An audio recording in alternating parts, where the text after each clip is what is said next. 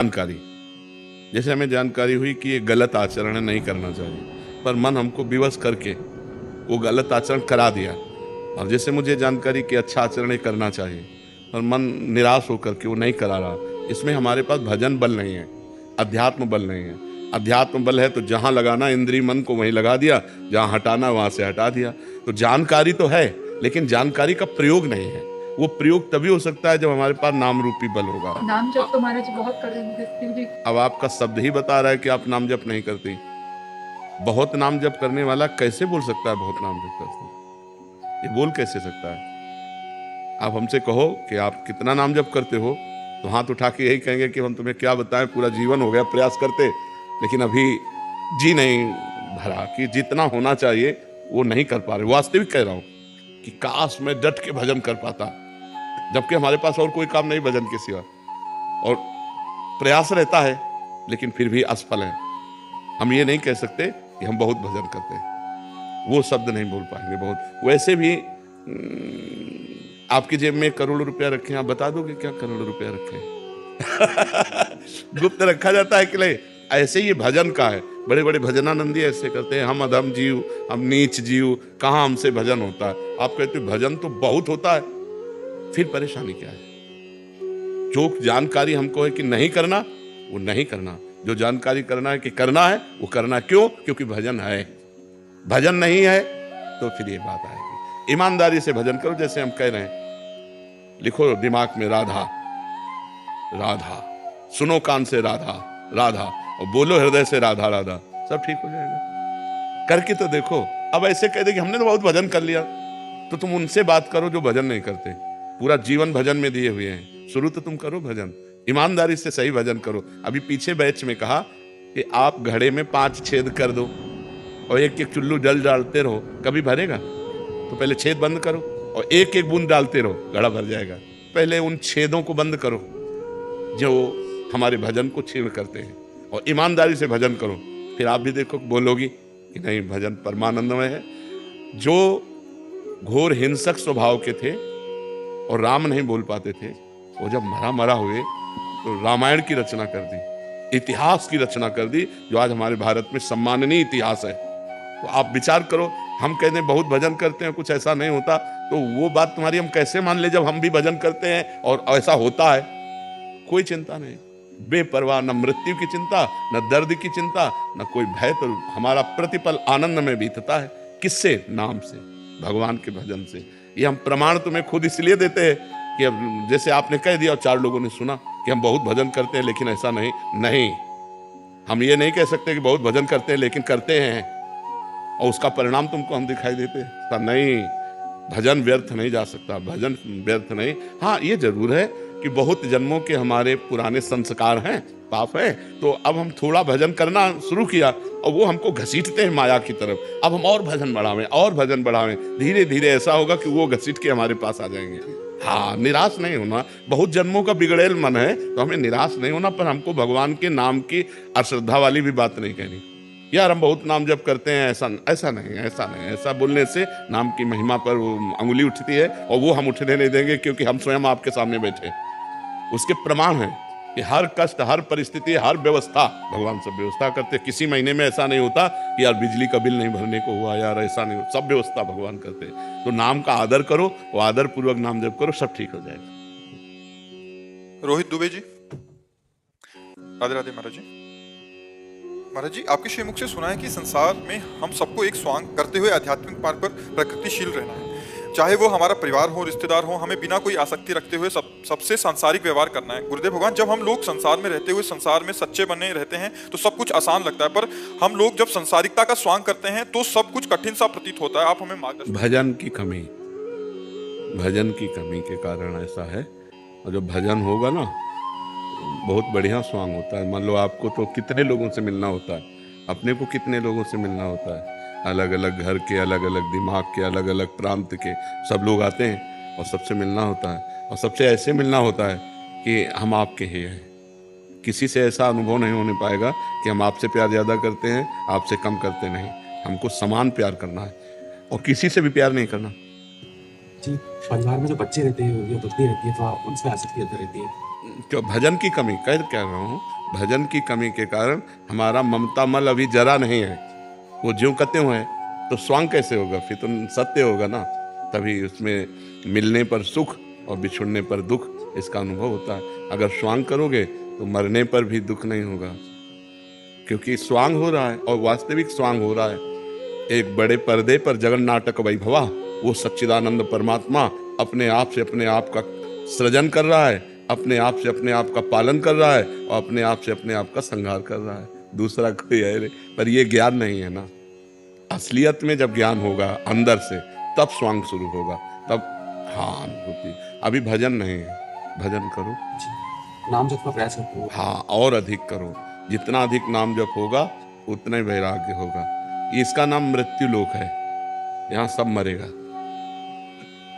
कुछ नहीं है यहाँ सब। असलियत में जो ज्ञान हो जाएगा ना, तो तुम्हें किसी से प्रेम नहीं होगा और सबसे प्रेम होगा। दोनों बातें, प्रेम होगा भगवत भाव से और शरीर भाव से प्रेम नहीं होगा। सब में भगवान विराजमान है, इस बात से प्रेम होगा। लेकिन ये मेरा पुत्र है, इसमें मिठास नहीं रहेगी। प्यार उससे भी अधिक होगा। अभी हम पुत्र मान के प्यार कर रहे हैं, फिर हम भगवान मान के प्यार करेंगे तो प्यार तो और बढ़ गया, लेकिन ममता नहीं है। ममता दुखदाई है, हाँ मोह राग है, ये दुखदाई है। तो ये भजन से जाता है। जब तना सत्संग सुनोगे तो विवेक जागृत होगा, और भजन करोगे तो बल जागृत होगा। विवेक और बल दोनों के द्वारा स्वांग होता है। कि जैसे नौटंकी में राजा बना हुआ है या रानी बना हुआ है, उसको पता है 2 घंटे के लिए राजा रानी है, इसके बाद तो हम हैं नहीं, तो कोई राजा तो बन नहीं गए। ऐसे हमको पता है 60-70 वर्ष 80 वर्ष इसके लिए पुरुष बने हैं। फिर इसके बाद अगर अपना कल्याण ना कर सके, पता नहीं सुअर कुत्ता बनना पड़े, क्या बनना पड़े, कौन सी योनि में। ये स्वांग ही तो हो रहा है। इस समय मनुष्य योनि का स्वांग हो रहा है, और पीछे न जाने कितनी योनियों का स्वांग करके आए हैं। अगर हम कल्याण नहीं कर पाए इस जन्म में, तो आगे न जाने कितनी योनियों का स्वांग करना पड़ेगा। इसलिए नाम जप करो, नाम जप सर्वोपरि है। नीतू जी अलीगढ़ से। श्री हरिवंश महाराज जी, महाराज जी भगवान का प्रेम नाम जप से मिल जाएगा क्या? अरे नाम जप से प्रेम मूल यह नाम है, प्रेम मूल यह नाम है। प्रेमी रसिक जपत यह नाम, प्रेम मगन निज बन विश्राम, श्री हरिवंश जहाँ रहा है। प्रेम मूल यह नाम है। प्रेम मूल, प्रेम का मूल जड़ क्या है? नाम है। नाम से ही तो प्रेम प्रकट होता है। नाम जप करके देखो, क्या नहीं हो जाएगा नाम से, क्या नहीं हो जाए। कहाँ लगी नाम बड़ाई, राम न सकत नाम गुण गाई। स्वयं नामी भगवान भी अपने नाम की महिमा का गान पूर्ण रूप से नहीं कर सकते। इसलिए पहले जपो, तो सबसे कठिन है नाम जप करना। और कुछ भी ना करें तो केवल नाम जप करने से ही परम कल्याण होगा। और कुछ करो तो परम कल्याण नहीं होगा। और कुछ भी कर लो, नाम जप ना हो तो परम कल्याण नहीं होगा। और कुछ ना करो, केवल नाम जप करो, परम कल्याण हो जाएगा। 1 रुपया पैसा वाली बात थोड़ी है इसमें। 1 रुपया लगता है क्या? राधा राधा राधा राधा, तुम्हारा परम कल्याण। नाम जप करो, तुम्हारा परम कल्याण हो जाएगा। ऋषिकेश स्वामी जी गुजरात से। राधा वल्लभ श्री हरिवंश महाराज जी, दंडवत प्रणाम। महाराज जी, शास्त्रों में कहा गया है कि अखंड वृत्ति से कठिन कोई कार्य नहीं है और अखंड वृत्ति से श्रेष्ठ अधिक कोई साधन नहीं है। तो अखंड वृत्ति का वास्तविक अर्थ क्या है और ये वृत्ति अखंड कैसे बनी रहती है? हमारी इंद्रियां, हमारा मन जो बहिर्मुख होकर के स्त्री पुरुष देखता है, जड़ चैतन्य देखता है, ये अन्य देखना है। जब अनन्य वृत्ति हो जाए, अखंड स्मृति तभी हो सकती है जब मत्ता परतरम नान्यत किंचिदस्ति धनंजय, ये बोध हो जाए भगवान के सिवा किंचन मात्र भी कुछ अन्य नहीं है। सो अनन्य गति जाके असमति न टरे हनुमंत, मैं सेवक सचराचर रूप स्वामी भगवंत। मैं सेवक हूँ और चराचर जगत भगवान स्वयं बने हुए हैं।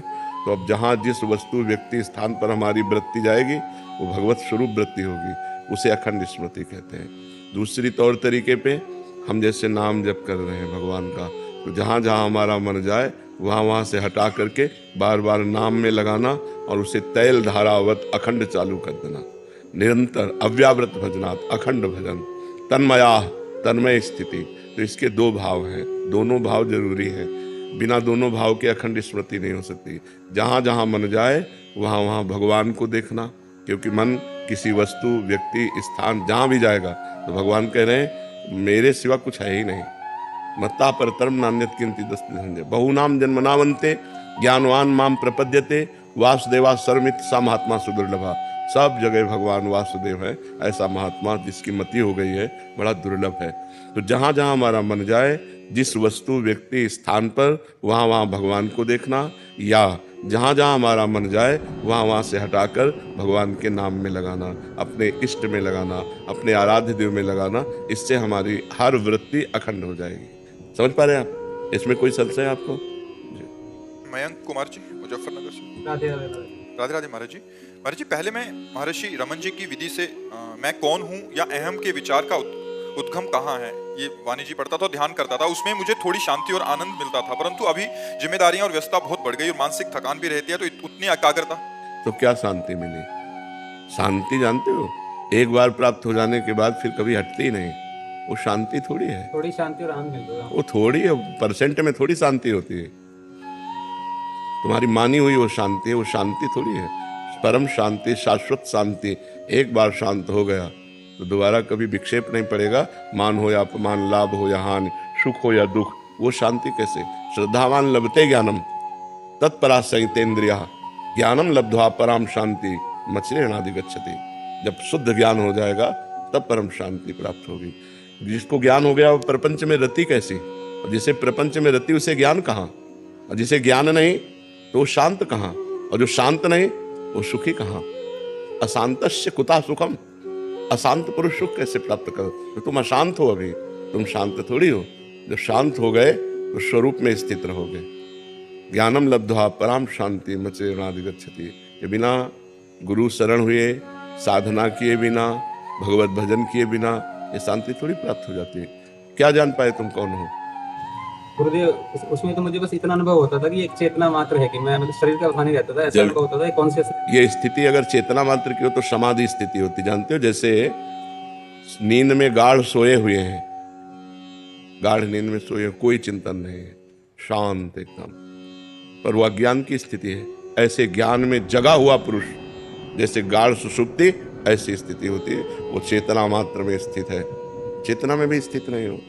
अभी अपनी चेतना को जाने क्या? आप ही तो चैतन्य हो।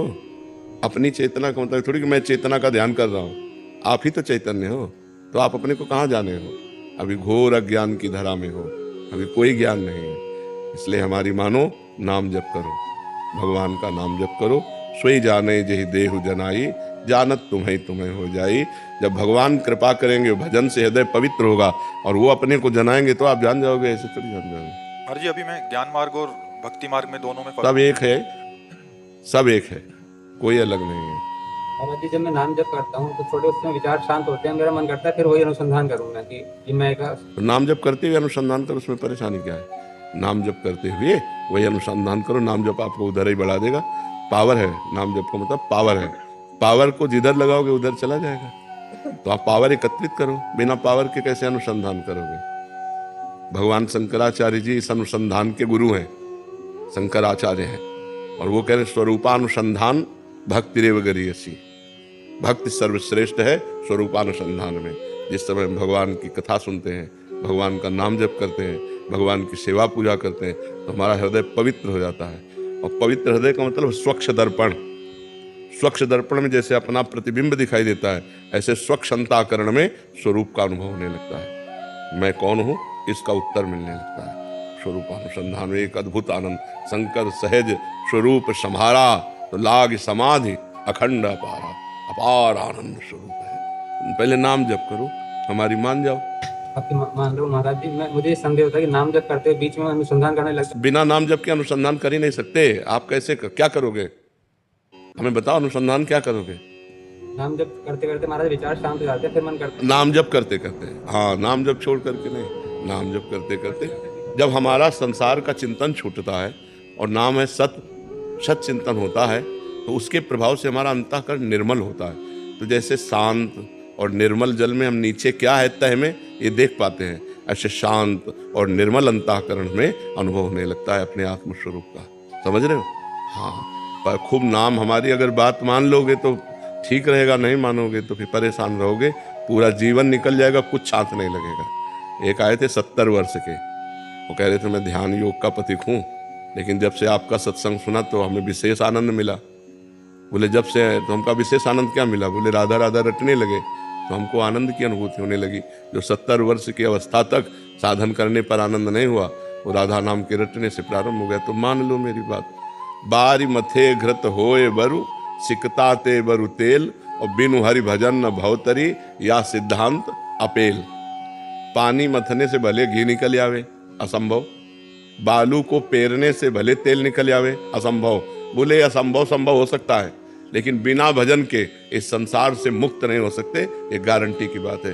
विनिश्चितम बदामिते न अन्यथा वचांस में, हरिम भजन ते नरा भव सागर तरंगते। ये बिल्कुल दृढ़ अटल बात कह रहा हूं। अगर हरि का भजन करोगे तो ज्ञान वैराग्य भक्ति सब प्राप्त हो, और भजन बिना कुछ नहीं होना। अनुसंधान करते रहो। जब 10-20 वर्ष बीतित हो जाए तो हमें बताना, हम आपको वहीं खड़ा बता देंगे, जहां से चले थे वहीं खड़े हो। अपने 20 वर्ष इस मार्ग के पथिक रहे हैं, बचपन से इस मार्ग में ज्ञान। पहले हम सन्यासी थे, आद्य गुरु भगवान शंकराचार्य जी के शिष्य थे, उन्हीं के परिकर के थे। तो वो अहम ब्रह्मास्मि का योग मार्ग, अष्टांग योग, यम नियम प्राणायाम ध्यान धारणा समाधि, कर्म योग, भक्ति योग, इन सब पर अप्रेम योग ये अंतिम विश्राम है। जो निकुंज रस है प्रिया प्रीतम का, अप्रेम योग में चल रहे हैं। तो इन सब का रसास्वादन करके, ऐसा नहीं कि ये असत मार्ग है, सत मार्ग है, पर इनकी आनंद की एक सीमा है। ये अनंतानंद है, वो अखंडानंद है। ये अनंतानंद है, अनंतानंद। अखंडानंद से अनंतानंद की प्राप्ति भगवान शंकर की कृपा से। भगवान शंकर इधर हमें भेजे, तो हम जो कहे वो बात मान लो, बिना किसी स्वार्थ के है। ऐसा तो नहीं कि भाई कि किसी तरह का आपसे कोई ना कोई परिचय है आपसे और ना कोई स्वार्थ है आपसे, आपका मंगल हो जाए। क्योंकि पूरा अनुभव करके बता रहा हूं कि नाम जब सत चिंतन है, हमारा पहला कर्तव्य है संसार का असत चिंतन छूटना, असत क्रियाएं छूटना, पापाचरण छूटना।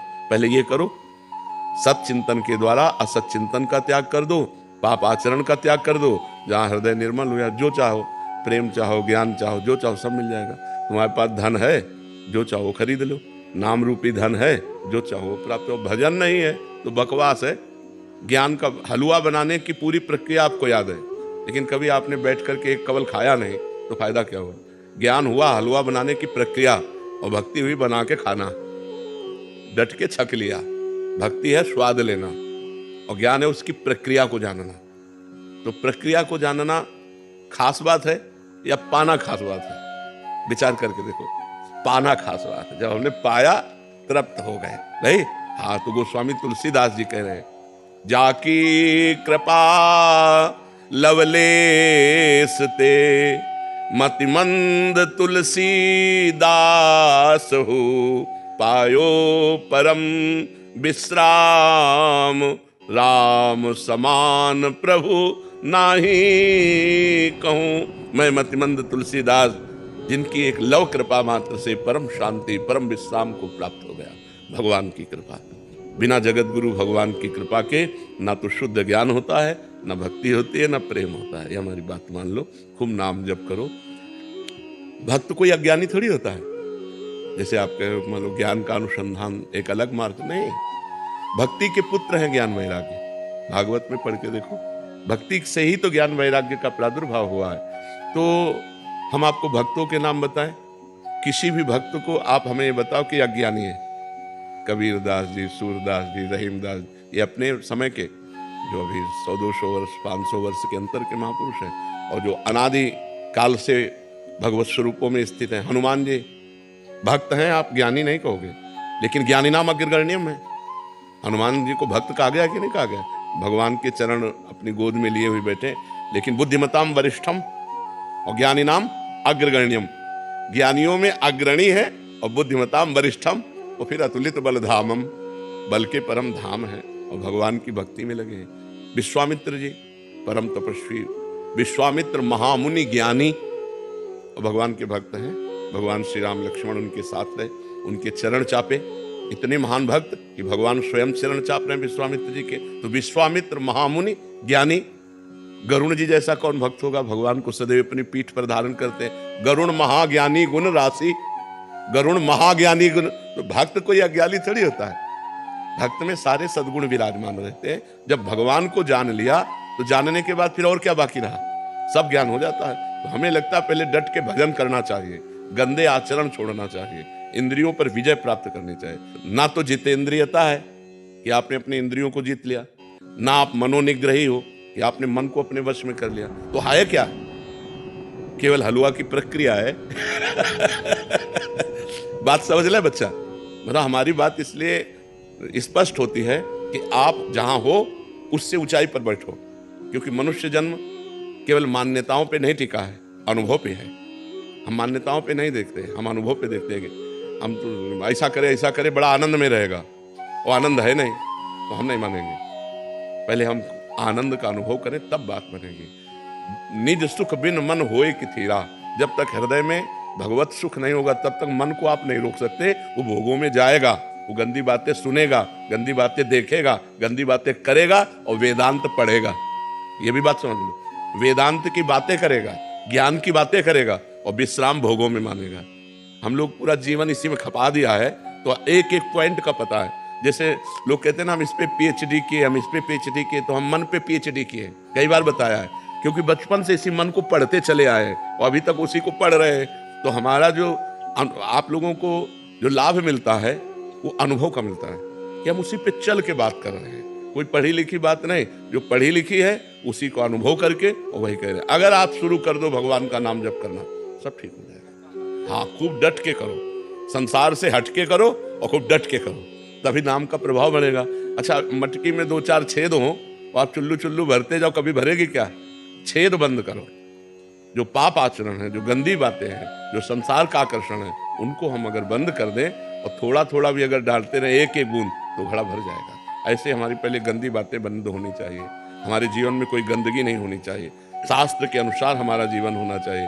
फिर जो हम भजन कर रहे हैं वो हमारा एकत्रित होता जाएगा, वो घड़ा भर जाएगा। और जब भजन का घड़ा भरेगा तो परमात्मा साक्षात्कार उसका फल है, सीधा फल है भगवान का साक्षात्कार। वही भगवान आत्मा है, वही परमात्मा है। आत्मा और परमात्मा में इतना थोड़ी अंतर है, वही है, वही परमात्मा है, वही आत्मा है। भक्त जिसे भगवान कहते हैं, ज्ञानी उसे आत्मा ब्रह्म कहते हैं, योगी जन उसे परमात्मा कहते हैं। अपने अपने भाव से उसे पुकारते हैं, है तो एक ही, दो थोड़ी है। वो एक होते हुए भी अनेक है और अनेक होते हुए भी एक है। यही ज्ञान होना है जी।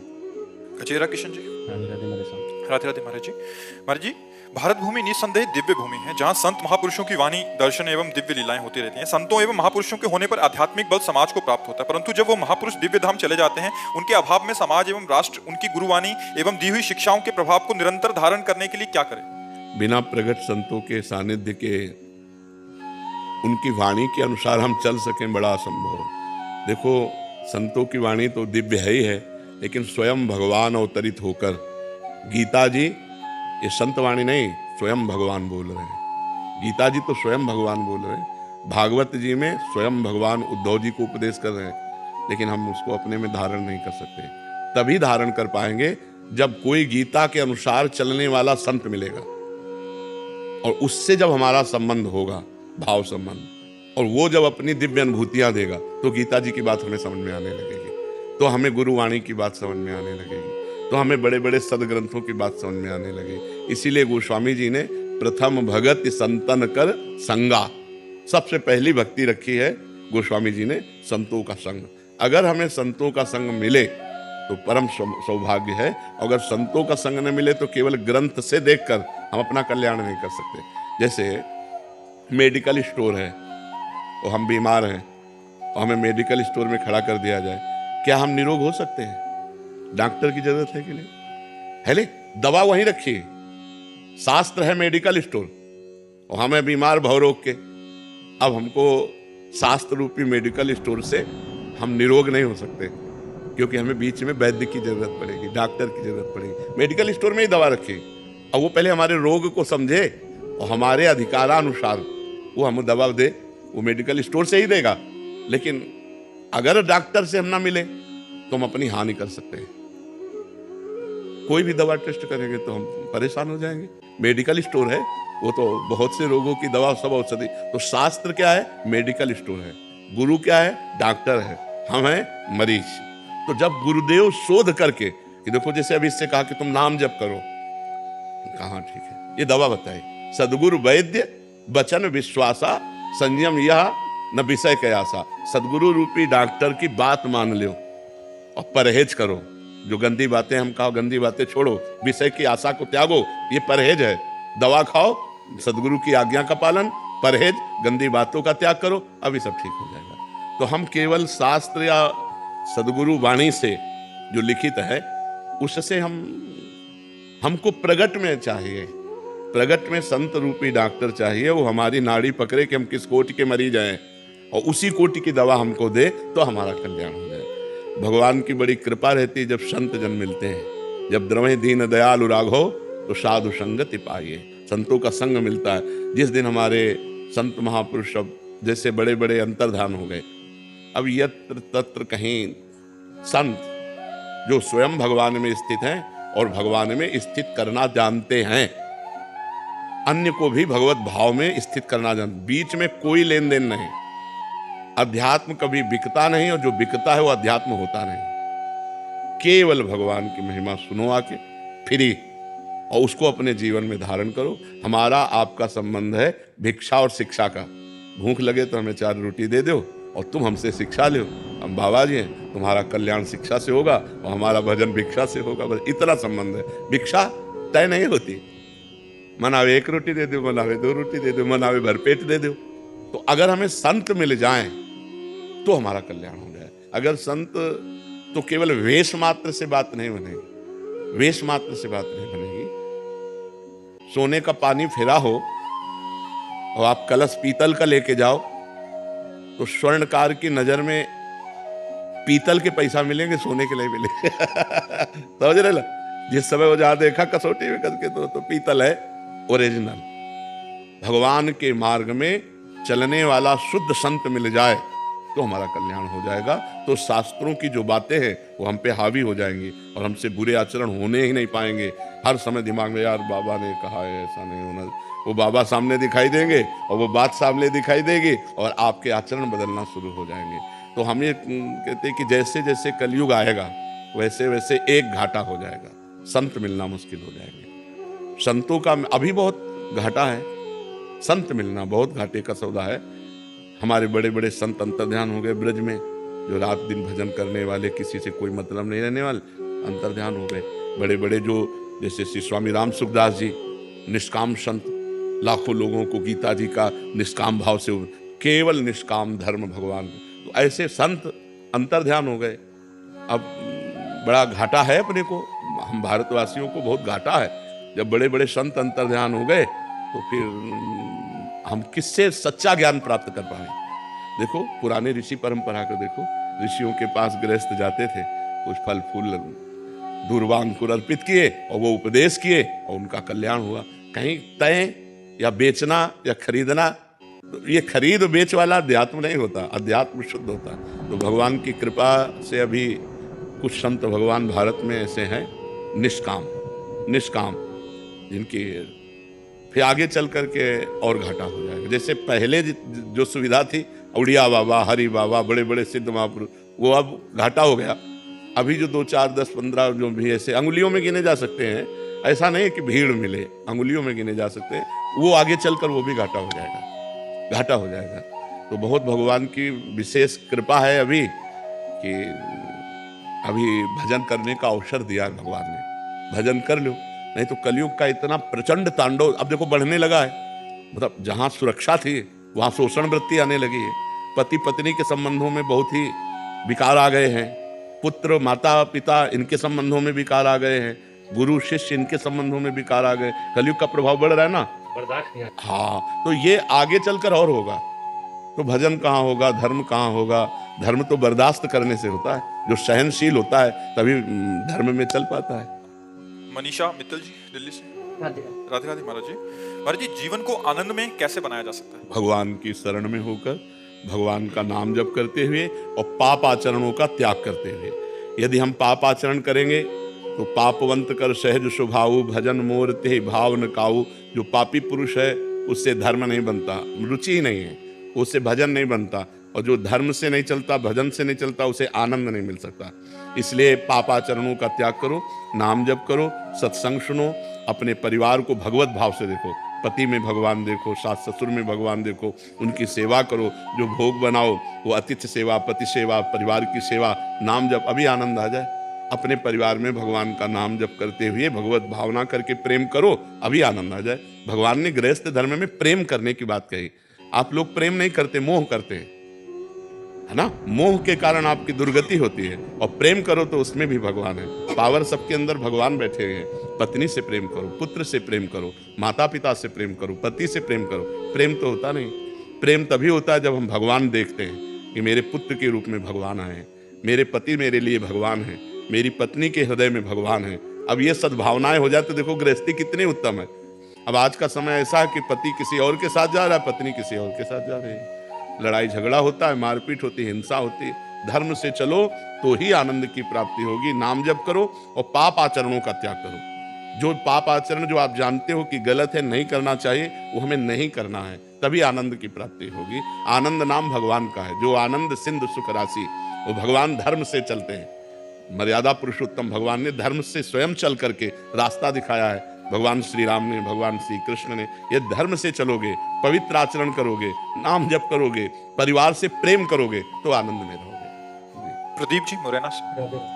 राधे राधे महाराज जी। महाराज जी, आप कह रहे हैं कि आप शादीशुदा हैं और एक कंपनी में मैनेजर हैं। ये कह रहे हैं कि अभी भजन में इतना मन लग रहा है कि ऐसा लग रहा है कि सब कुछ छोड़ छाड़ दूं, और बट घर वाले कह रहे हैं कि जैसा चल रहा है वैसे ही करते रहें तो ज्यादा अच्छा रहेगा। अब मैं निर्णय नहीं ले पा रहा कि सब छोड़ के प्रभु का ध्यान। नहीं, छोड़ना नहीं। हम सब छोड़ के गंगा किनारे भागे, फिर आखिरकार हमको आना तो इसी में पड़ा ना, तो तुम छोड़ के काहे को भागोगे? जब आना ही है इसी में, तो इसी में भजन कर लो। रुचि ना होना ये अच्छी बात है। मान लो हम भोग भोग रहे हैं, हमारी रुचि नहीं है, तो भोग भोगते हुए भी आप बंधन को प्राप्त नहीं है। और भोग नहीं भोग रहे हैं लेकिन आपकी रुचि है, तो भोग ना भोगते हुए भी आप बंधन को प्राप्त है। ये तो बहुत बढ़िया बात है कि संसार में हमारी रुचि नहीं है, पर हम रुचि ना रहते हुए भी कार्य करें।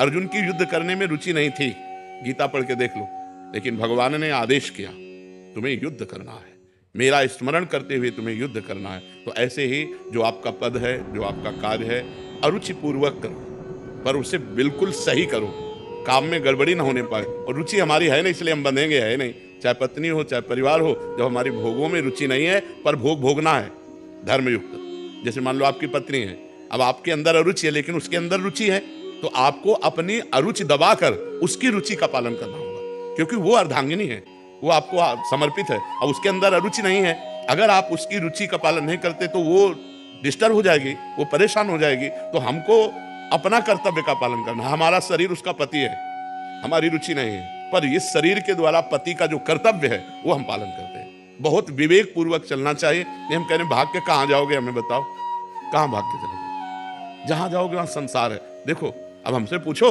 तो ये हमारा घर नहीं है, ये हमारी श्री जी का है। राधा के लिए कुंज हमारी नहीं, वो श्री जी की है। यार बात तो एक ही है ना। तुम केवल अपने घर को अपना मानना छोड़ दो, बस खत्म हो गया। मानने से तो बात है, बात तो सब वही है, लेकिन वो हमें बंधन कारक क्यों नहीं है? क्योंकि वो मेरा नहीं है, प्रभु का है। तो क्या ये बात आप नहीं कह सकते? ये बात आप भी कह सकते हो। अपने घर को प्रभु का मान सकते हो, परिवार को प्रभु का मान सकते हो। जाने की जरूरत कहाँ है? कहाँ जाओगे? कहाँ कौन सी ऐसी गुफा है जहां जाके भजन करोगे? आप विचार करके देखो। अपने घर में रहो, परिवार का बैलेंस बना के चलो, जो आपका कर्तव्य है, और अंदर से अरुचि रहे, भगवान प्यारे लगे, यही भक्ति का स्वरूप है। बड़े बड़े महाभागवत गृहस्थ हुए हैं। नरसिंह मेहता जी का नाम सुना है, इतने बड़े महापुरुष रहे, लेकिन क्या उनके बच्चे नहीं थे? बच्चे थे तो मतलब काम क्रीड़ा हुई कि नहीं हुई? पत्नी थी, बेटी थी, सब रिश्ते थे, लेकिन अरुचि थी, कहीं कोई रुचि नहीं थी। रुचि केवल गोविंद में थी।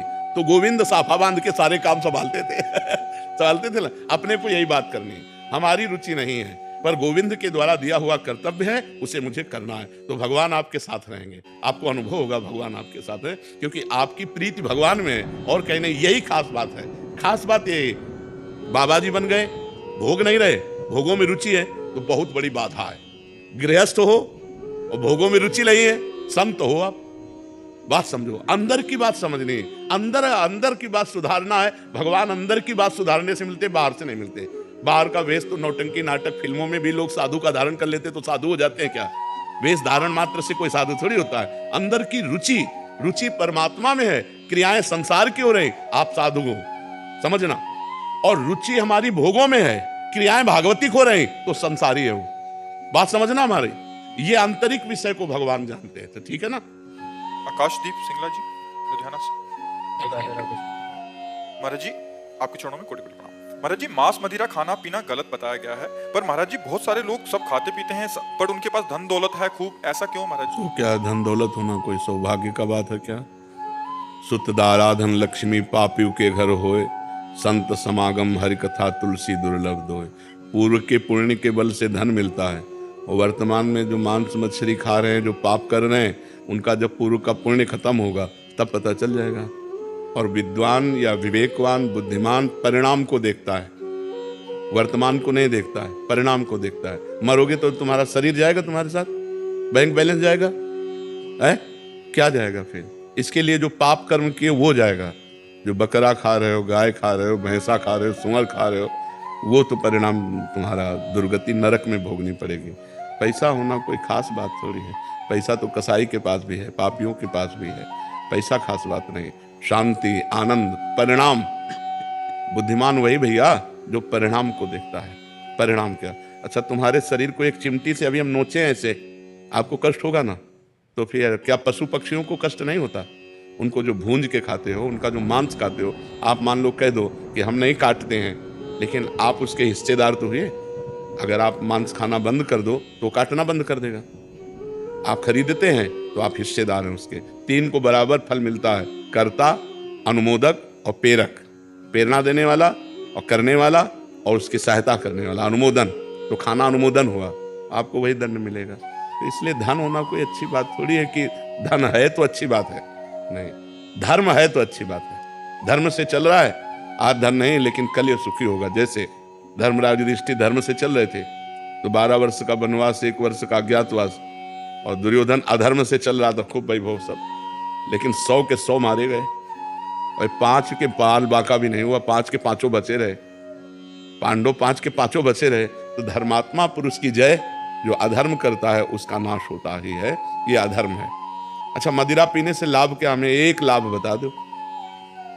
शराब पिए अधिकतर लड़खड़ाते देखे गए, शराब पीकर अधिकतर नाली और वैसे। अच्छा, उसमें दिमाग में अगर क्रोध आ गया तो आप हिंसा भी कर दोगे। बेविचार आ गया, क्योंकि विवेक है नहीं, बुद्धि भ्रष्ट हो जाती है उससे, और शरीर के अंगों की हानि होती है। लीवर है, किडनी है, दिल है, आते हैं, इन पर फर्क पड़ता है। मुझे लगता है शराब में 1% भी अगर कोई लाभ दिखाई दे, लौकिक या पारलौकिक, तो आप हमें बताओ। बल अध्यात्म में बल है, संयम में बल है, ब्रह्मचर्य में बल है। अगर हम संयम से चल रहे हैं, ब्रह्मचर्य से चल रहे हैं, अध्यात्म से चल रहे हैं, तो हम तुम्हें परास्त कर सकते हैं। क्या दूसरे का मांस खा के, दूसरे के शरीर को खा करके तुम अपने शरीर को तुम बहुत मोटा कर सकते हो, लेकिन आध्यात्म बलवान नहीं हो सकते। हमारे ब्रह्म ऋषि ऐसे ऐसे होते थे, हड्डी हड्डी होती थी, लेकिन पूरा राज्य कांपता था जिस राज्य में चले जाते थे। क्यों? अध्यात्म बल। तो हमें लगता है गंदी बातें मत करो। न शराब में आनंद है, न पराई बहनी बिटिया के छेड़ने में आनंद है, न मांस खाने में आनंद है, और न जुआ खेलने में, और यही चीजें हम मना करते हैं। अच्छा, जुआ खेलकर आज तक कौन अरबपति बन गया है? अगर 1 पॉइंट में तुम विजय प्राप्त होते तो 10 पॉइंट में तुम हार जाते हो और तुम्हारा सर्वनाश हो जाता है। कोई हमें बताओ, मदिरा पी के, मांस खा के, बेविचार करके, कहीं भी आज बेविचार कर लिया, बच गए, लेकिन वो आदत तुम्हें ऐसी जगह फंसाएगी कि तुम्हारी बेइज्जती हो जाएगी। तो वही गंदी बातें हम आप लोगों को मना करते हैं। शराब मत पियो, पराई बहन बेटी को गंदी दृष्टि से मत देखो, दूसरों का मांस मत खाओ, जुआ मत खेलो, धर्म से घूस मत खाओ, धर्म से चलो, नमक रोटी खाओ, आनंद रहेगा, शांति रहेगी। वही बात हम आपको बताते हैं। धन से शांति होती है क्या? धन क्या शांति का विषय है क्या? अधर्म के द्वारा कमाया हुआ धन किस काम का? तो इसलिए भाई उधर मत जाओ। खाते हो क्या मांस? बिल्कुल मत खाना। और जो हमारे पास आओ, हम प्रार्थना करते हैं कि छोड़ दो, शराब पीना छोड़ दो, मांस खाना छोड़ो, किसी जीव को दुख मत दो यार। इतने 56 प्रकार के भोग हमारे ठाकुर को लगते हैं, 56, इनमें पावर ही नहीं है। कैसी बात करते हो? जीव जंतुओं को जीने दो यार, इनकी हत्या मत करो। वो सब अपने आप सृष्टि के क्रम में जन्म लेते हैं, मर जाते हैं, लेकिन ये तुम्हारा खाने का, राक्षसों को है ये, राक्षसों को है ये, लेकिन तुम मनुष्य हो यार, राक्षस तो नहीं हो। लेकिन प्रायः आजकल VIP वही है, और अगर बढ़िया हाथ पैर धुलवा के और टाट पट्टी में बैठाल के और खीर पूड़ी पवाई जाए तो बोले बेइज्जती हो गई। बड़ा समाज का विकृत रूप होता जा रहा है। वो कहते हैं कि हम धरती को बैलेंस कर रहे हैं, नहीं तो रोड पे घूमेंगे मुर्गे और हम। हाँ, जब तुम्हारा बैलेंस होगा नरक में तब तुम्हें पता चलेगा। नरक भी तो बना है बैलेंस। ऐसे ही जो गुंडागर्दी करते हैं ना, और ये जब फंसते हैं और जब दो दो तीन तीन पुलिस वालों के एक साथ डंडे चलते हैं, आप लोगों ने भी देखा होगा कि जो ज्यादा उद्दंडता करते हैं, जब पिटते हैं ना, फिर वो कहते चलते हैं कि पाप नहीं करना चाहिए। आप वो कान पकड़ करके जब पीट करके चलते हैं तो अपने आप आ जाते हैं। तो हमें लगता है अधर्माचरण का परिणाम दुख ही होगा। धन है तो कोई बात खास बात नहीं है, धर्म है तो खास बात है। धर्म से चलो, धन प्रधानता वस्तु की नहीं।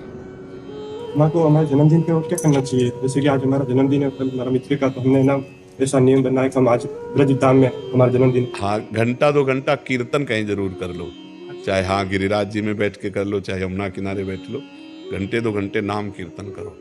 और हाँ, जितना अब जैसे संत दर्शन कर लिए, नाम कीर्तन कर लिए, ठाकुर के दर्शन कर लिए, वृंदावन की परिक्रमा लगा लो, गिरिराज जी की परिक्रमा, यही लाभ है।